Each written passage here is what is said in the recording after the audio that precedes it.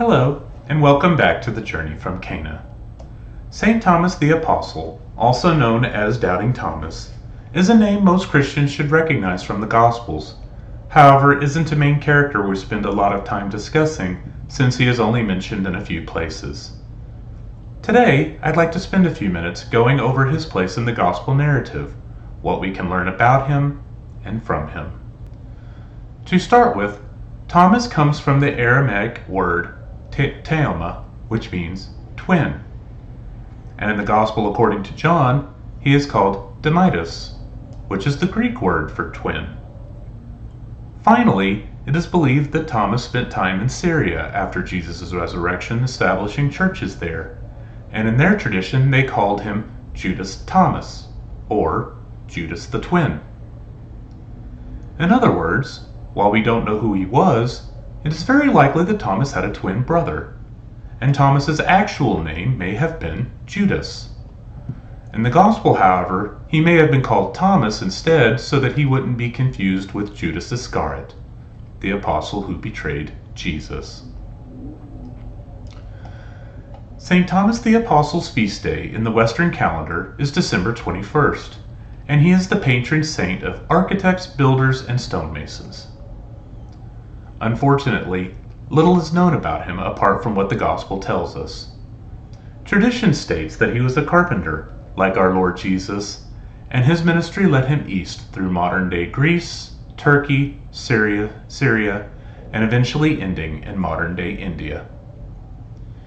He is believed to have been martyred while in India in 53 AD for using money entrusted to him by the local king, King Malapur, to build a royal palace. However, he had used some of the money for charity instead. He was buried under what would become the St. Thoma Cathedral in India. Today his relics can be found, however, in the Basilica di San Tommaso in Italy. St. Thomas's dialogue in the Gospels, while short, can tell us a lot about the man and his faith. I think you will quickly see why he is called Doubting Thomas. Let's start with the Gospel according to John, chapter 11. He, Jesus, said this and then told them, "Our friend Lazarus is asleep, but I am going to awaken him." So the disciples said to him, "Master, if he is asleep, he will be saved." But Jesus was talking about his death, while they thought he meant ordinary sleep. So then Jesus said to them clearly, "Lazarus has died. And I am glad for you that I was not there, that you may believe. Let us go to him." So Thomas, called Didymus, said to his fellow disciples, "Let us also go to die with him." To understand what is going on, at the end of chapter 10, Jesus was in Jerusalem at the Feast of Dedication, or more commonly known as Hanukkah. During the feast, Jesus told the Jewish authorities, "The Father and I are one," which they rightly understood as Jesus saying that I am God. They viewed this as blasphemy, so wanted to execute him by stoning as directed under Jewish law, which forced Jesus and his apostles to depart Jerusalem. So now fast forward back to chapter 11. Jesus is wanting to return to Jerusalem to raise Lazarus from the dead, where the Jews were trying to execute him for blasphemy.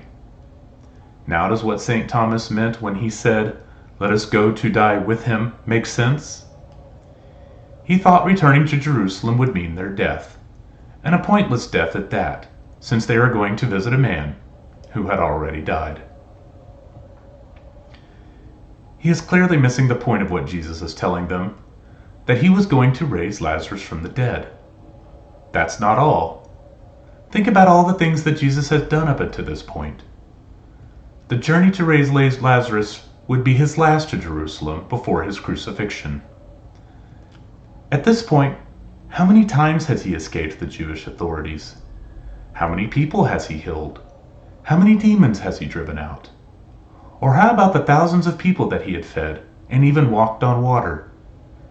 Yet Thomas doubts Jesus' ability to travel safely to Jerusalem? How many times and in how many ways does God work in our lives, yet we still doubt despite everything we see around us.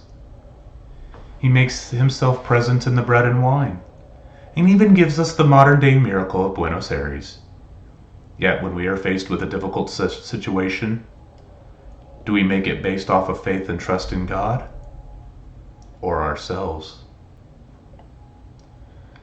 Next, let's look at chapter 14. Do not let your hearts be troubled. You have faith in God. Have faith also in me. In my Father's house there are many dwelling places. If there were not, would I have told you that I'm going to prepare a place for you? And if I go and prepare a place for you, I will come back and take you to myself, so that where I am, you will also be. Where I am going, you know the way. Thomas said to him, Master, we do not know where you are going. How can we know the way? Jesus said to him, I am the way and the truth and the life. No one comes to the Father except through me. This is part of the teaching Jesus gave to the apostles during the Last Supper. He is telling them that he will need to leave them and return to the Father, predicting his death, crucifixion, and resurrection that is to come. As part of his final instructions to them before he is crucified, he is telling them to have faith in God and follow him, since he has shown them the way. Thomas, not understanding yet again what Jesus is saying, is asking for directions. Could you imagine if Jesus had said instead, Sure, you can follow me by taking a left on Main Street and a right on 3rd. God's ways are not our ways. And after spending years with Jesus, you would think that Thomas would have understood that by now. He had heard Jesus' Sermon on the Mount, the teaching of the bread of life, and watched the other disciples leave while he stayed. Again and again and again he watched Jesus humble the Jewish authorities with his knowledge and understanding of the law, yet didn't understand something as simple as follow my example, follow my teaching. How many times have we been faced with similar situations? How many times have we struggled in our lives when God has already given us the answer? God is the perfect Father and knows what we need better than we do, and also knows the best way to tell us. We just need to be still and know that He is God. The final verse we have is in chapter 20. Thomas, called Didymus, one of the 12, was not with them when Jesus came. So the other disciples said to him, We have seen the Lord. But he said to them, Unless I see the mark of the nails in his hands, and put my fingers into the nail marks, and put my hand into his side, I will not believe. Now a week later his disciples were again inside, and Thomas was with them. Jesus came, although the doors were locked, and stood in their midst and said, Peace be with you. Then he said to Thomas, Put your finger here and see my hand, and bring your hand and put it into my side, and do not be unbelieving, but believed. Thomas answered and said to him, My Lord and my God. Jesus said to him, Have you come to believe because you have seen? Blessed are those who have not seen and have believed. These verses are dealing with Jesus' appearance to the apostles after his resurrection. We see Thomas doubting what the others were telling him, and Thomas goes so far as to say that unless I touch him, I'm not going to believe you. He didn't believe their story, and wanted to not only see, but to touch the miracle himself. So what does Jesus do? Appear to him, and let Thomas touch him. Have you doubted a miracle because you didn't see it or couldn't verify it for yourself? The Marian appearances such as Our Lady of Guadalupe is a great example. However, how about something simpler, like our Lord in the Eucharist? It looks like bread and wine, but He says it's His flesh and blood. Do you believe? Or do you want to put your finger in His nail marks, as St. Thomas did? The last passage has special meaning to me. When I was becoming Catholic, I had begun to understand what Jesus taught about the Eucharist, and wanted nothing more than to receive him. I remember telling the teens and youth group I was serving with at the time how lucky they were that they could receive him, and how badly I wanted to join them. When I first received our Lord that Easter, I had become dizzy, stumbling back to the pew and kneeled in prayer.